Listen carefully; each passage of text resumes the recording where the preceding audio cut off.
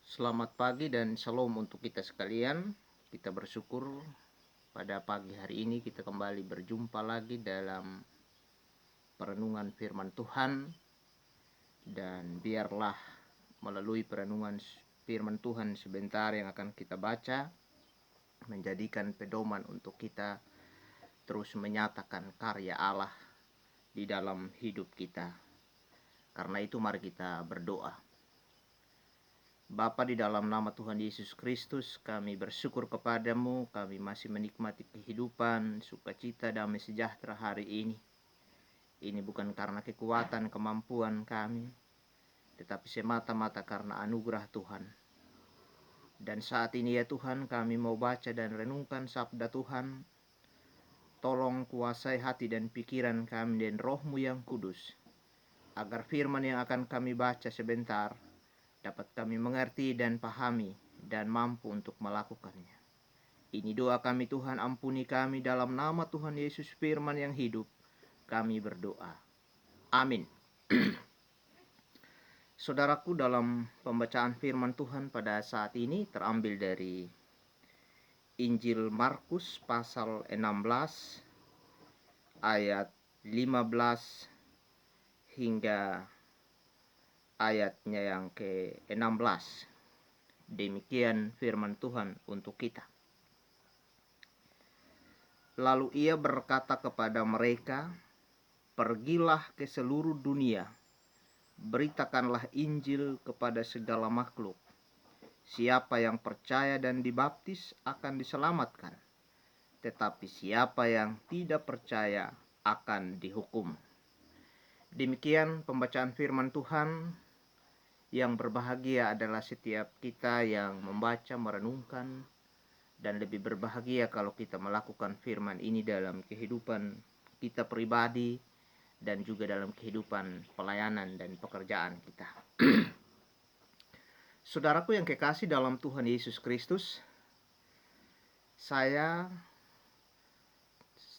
akhir-akhir ini ketika saya melihat dan mendengar dari banyak penyampaian tentang penginjilan, tentang pemberitaan Injil, tentang khotbah-khotbah dari para teolog-teolog senior ya, pendeta-pendeta senior, sangat termotivasi untuk bagaimana menjalankan tugas pelayanan kepada Tuhan. Dan saya mau bersaksi tentang pendengaran saya atau penglihatan saya yang berkaitan dengan salah satu khotbah seorang tokoh teologia yang sangat populer ya, yaitu khotbah atau salah satu penyampaian firman Tuhan oleh Bapak Pendeta Ezra Alfred Soru. Dia menegaskan waktu itu tentang penginjilan, yaitu bagaimana menginjili atau menyampaikan firman Tuhan lewat media sosial. Kalau kita tidak mampu menjangkau semua orang secara fisik kita, secara tatap muka, maka kita bisa menjangkau saudara-saudara seiman kita lewat pemberitaan firman, lewat penginjilan melalui media sosial, yaitu media sosial Facebook, YouTube, WA group, dan juga media sosial lainnya. Dan ketika ia sampaikan itu, saudara-saudaraku, saya sangat termotivasi. Karena kebanyakan orang, bahkan secara khusus orang Kristen, mereka menggunakan media sosial ini kepada hal-hal yang menyerang kehidupan orang lain, mengkritik orang lain, bahkan kritikan menjatuhkan. Nah, ini hal-hal ini yang mungkin saja tidak benar ketika kita menggunakan media sosial itu sendiri. Kenapa saya termotivasi dengan ajakan Bapak Pendeta Ezra?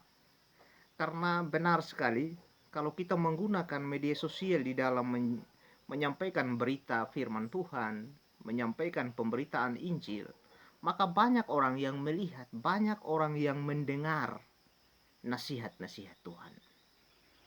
Memang kita tidak sampai secara fisik, secara tatap muka, tetapi lewat media sosial itu sendiri banyak orang yang mendengar firman Tuhan.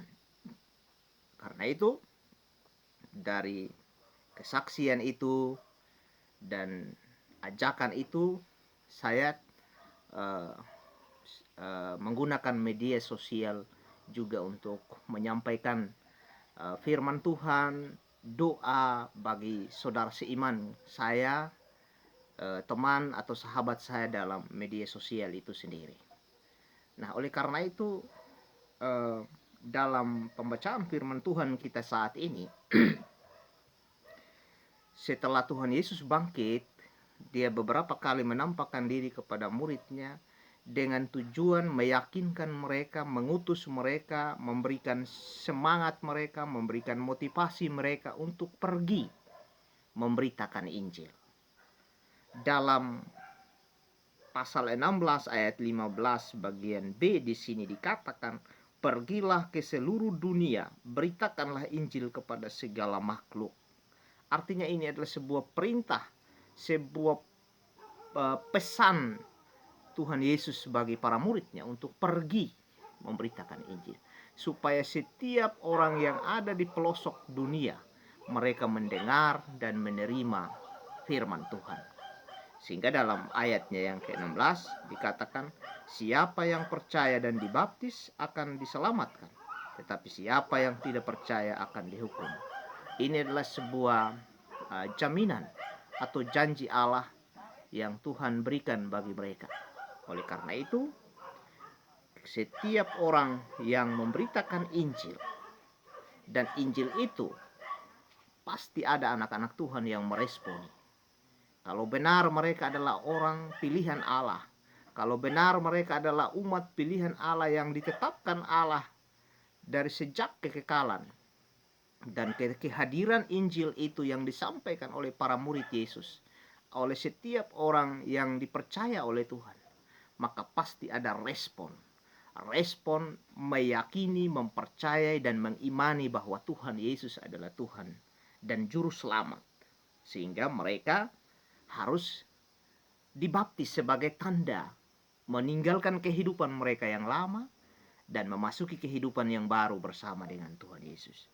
Dan di sini ditegaskan bahwa siapa yang percaya dan dibaptis akan diselamatkan. Artinya bukan baptisan yang menyelamatkan ya. Artinya yang percaya kepada Tuhan. Kepercayaan itulah, iman itulah yang dapat menyelamatkan setiap orang. Dan kepercayaan itu sebagai bukti, sebagai tanda bahwa mereka meninggalkan kehidupan yang lama, masuk dalam kehidupan yang baru, maka mereka dibaptis sebagai lambang milik Allah dalam kehidupan umat manusia. Tetapi sebaliknya, siapa yang tidak percaya akan dihukum. Artinya mereka tidak mengakui, tidak mengimani, tidak mempercayai Tuhan sebagai Tuhan dan Juru Selamat, pasti ada hukuman, yaitu hukuman ketika mereka berhadapan dengan penghakiman terakhir yang Tuhan sudah siapkan. Saudaraku yang kekasih dalam Tuhan Yesus Kristus, ini adalah sebuah pesan pada waktu itu Tuhan Yesus bagi para murid. Tetapi kembali dalam kehidupan kita sekarang sebagai murid Yesus, sebagai umat Tuhan yang ada dalam masa kini, kita dipercaya untuk memberitakan Injil. Kalau saya dan saudara diselamatkan oleh Tuhan melalui kematian dan kebangkitannya, dan ketika ia mau naik ke sorga, sebelum ia naik ke sorga, dia berpesan kepada para muridnya, itu juga berpesan kepada saya dan saudara saat ini, untuk bagaimana memberitakan Injil Kristus, menyampaikan pesan-pesan Tuhan kepada sesama, kepada orang lain. Tuhan bilang dalam firman di sini, ke seluruh dunia. Memang saya dan saudara tidak mampu menjangkau seluruh dunia, tidak mampu menjangkau semua orang, banyak orang. Tetapi dengan sikap kita, dimanapun kita berada, Sekali lagi apa yang dikatakan oleh Bapak Pendeta Esra, saya sangat termotivasi bahwa kita memberitakan Injil. Kita menyampaikan pesan-pesan. Kita memberikan nasihat bagi orang lain. Bisa lewat media sosial. Kita jangan menggunakan media sosial untuk menyerang orang, menggosip orang, atau menjatuhkan orang, mengkritik orang. Tetapi gunakanlah media sosial ini untuk menjadikan sarana menyampaikan berita keselamatan yang dari Tuhan. Baik untuk saya, saudara, dan untuk orang lain yang ada di sekeliling kita. Bahkan dimanapun orang-orang yang ada, yang bersahabat dengan kita, yang berteman dengan kita melalui media sosial. Jadi sangat bermanfaat saudara-saudaraku ketika kita memiliki media sosial, lalu kita membagikan. Ada banyak orang yang termotivasi, yang imannya juga tergugah melalui nasihat firman. Nah, itu sangat penting untuk kita melakukannya. Oleh karena itu, sangat baik dan sangat benar ketika kita terus-menerus melayani Tuhan lewat perenungan firman, lewat khotbah-khotbah singkat, atau lewat doa, lewat pujian, bahkan lewat membagi-bagi ayat Alkitab yang menggugah hati dan iman kita untuk terus memperbaharui kehidupan bersama dengan Tuhan. Saudaraku yang kekasih dalam Tuhan, ada tanggung jawab besar yang Tuhan berikan untuk kita, yaitu tanggung jawab memperbaharui hati kita terus-menerus untuk baik hubungan kita dengan Tuhan, dan juga Tuhan pesankan kepada kita, perintahkan kepada kita untuk memberitakan Injil Yesus Kristus sebagai Tuhan dan Juru Selamat. Dan kalau kita menyampaikan berita Injil Kristus, walaupun orang banyak menghadapi berbagai tantangan, bahkan menjauh dari Tuhan, atau mungkin mereka belum percaya Tuhan, tetapi kehadiran kita, kehadiran nasihat firman Tuhan yang kita sampaikan akan mempengaruhi mereka bagaimana mereka menerima Kristus sebagai Tuhan dan Juru Selamat. Dan ketika mereka meresponi, bukanlah mereka melihat kita, tetapi melihat Tuhan, firman Tuhan yang kita sampaikan. Itu yang penting. Nah, dari pemberitaan firman ini, biarlah ini menjadi pedoman, menjadi dasar bagaimana kita selalu ingat Tuhan, kita selalu setia menjalankan perintahnya melalui sikap pelayanan yang benar di hadapan Tuhan. Mulai dari sikap doa kita, menyiring tentang Alkitab, tentang firman Tuhan, dan hal-hal lain yang berkaitan dengan melayani Tuhan.